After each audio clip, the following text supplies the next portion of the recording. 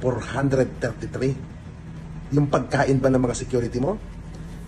Yung sahod ba niyan? Sa iba nang gagaling ang bulsa o sa aming mga taxpayer? Ang complaint po namin, sir, konti po yung taon namin sa police. How can we go with our shift? Ito, kaya ang ginagawa namin, lahat na excess, babawak po namin. Kailangan protektahan niya. Tama naman. Pero, kailangan ba talagang ipangalandakan ang 433 na kanyang security? Isang mapagpalang umaga po sa ating lahat naman ngayon araw ng Huwebes na maulan. By the way mga kaibigan, alam niyo po mga kaibigan, nakakapagtaka bakit kailangan ni Vice President ng 433 na security. 433 po ang security. Kung tutuusin mga kababayan, si dating Vice President Leni Robredo, alam niyo po ba kung ilan ang total ng kanyang security aid? 78 lamang. 78, pero hindi ganun kadami. Mas matipid, hindi mo masasabing maluho yung dating Vice President na si Leni Robredo. Ikumpara mo dito na sinasabing matipid, mas sinasabing masimple, na ang pakilala, simpleng tao, walang luho, pero sa likod ng camera, hindi natin nalalaman, sa security pa lang po, 433 na ang personal security ni Vice President. Yes, sabihin na natin, kailangan sa kanya yan dahil siya ay pinakapangalawa sa may pinakamakapangyarihan sa bansang Pilipinas.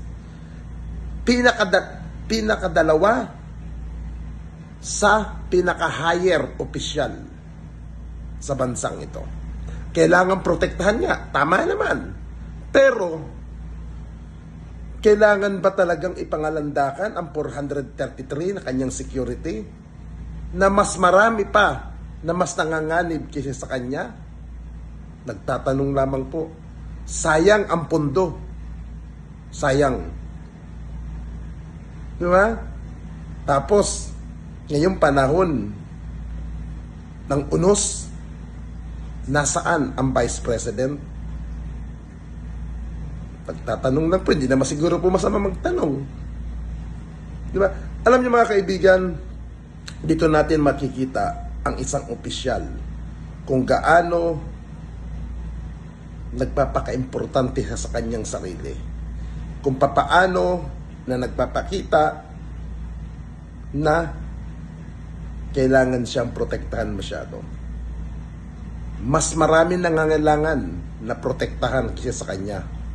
Pero, mas gusto niya ata na mas marami siyang bantay. Hindi po biro ang ma-detail ka sa isang opisyal, lalo pag ganyan, Vice President ka. Sana, naisip sana ni Vice President, kailangan niya nga ba talaga na security? Kailangan niya nga ba talaga? Para saan? Masabing hindi siya basta magagalaw? Ganun ba ang datingan nun? Nagtatanong lamang po ako. Sana, doon sa mga tanga, sigurado may kontrabida sa sasabihin ng ito, sana ipakita na sincero ang paglilingkod. Hindi po pwede na lingkod bayan ka na parang ang dating, ikaw ang kailangan paglingkuran. Inilalal ka po dyan bilang Vice President, hindi para ikaw ang pagsilbihan ng bayan.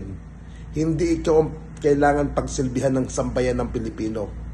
Inilagay ka dyan bilang Vice President para magsilbi sa sambayan ng Pilipino, magsilbi sa mamamayang Pilipino.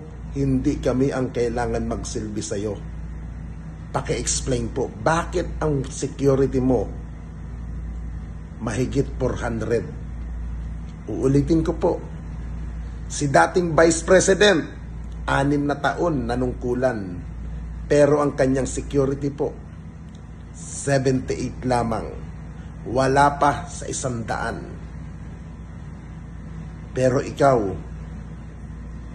3 taon ka palang manunungkulan bilang Vice President. 433. Yung pagkain ba ng mga security mo? Yung sahod ba niyan?